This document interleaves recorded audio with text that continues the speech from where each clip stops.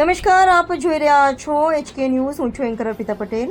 ઈડર તાલુકા પંચાયતમાં ટકાવારી પ્રથાનો મોટો ખુલાસો, વિડીયો વાયરલ થતા ખળભળાટ. સાબરકાંઠાના ઈડર તાલુકા પંચાયતમાં ભ્રષ્ટાચાર અને ટકાવારી પ્રથાને લઈને મોટો વિવાદ સામે આવ્યો છે. ગ્રામ વિકાસના કામોની ગ્રાન્ટ પાસ કરવા બદલ અધિકારીઓ દ્વારા ટકાવારી માંગવામાં આવતી હોવાના આક્ષેપો ઉઠ્યા છે. મામલો ત્યારે ગરમાયો જ્યારે તાલુકા પંચાયત કચેરી સાથે જોડાયેલો એક વિડીયો સોશિયલ મીડિયામાં વાયરલ થયો.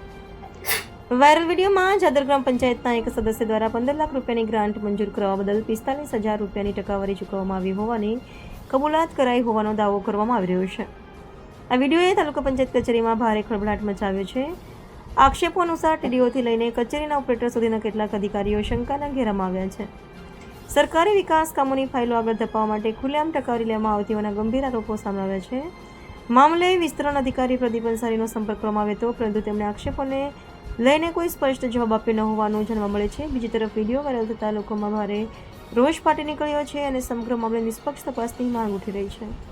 સ્થાનિકોમાં ચર્ચા છે કે વિકાસના કામો માટે પ્રજાને કચેરીના ચક્કર કાપવા પડે છે, જ્યારે ટકાવારી પ્રથા કારણે કામોમાં પારદર્શિતાનો અભાવ જોવા મળી રહ્યો છે. હવે જોવાનું રહ્યું કે જિલ્લા વહીવટીતંત્ર સમગ્ર મામલે શું કાર્યવાહી કરે છે અને વાયરલ વિડીયોની સત્યતા તપાસવા માટે કયા પગલાં ભરવામાં આવે છે. HK news, Sabarkantha.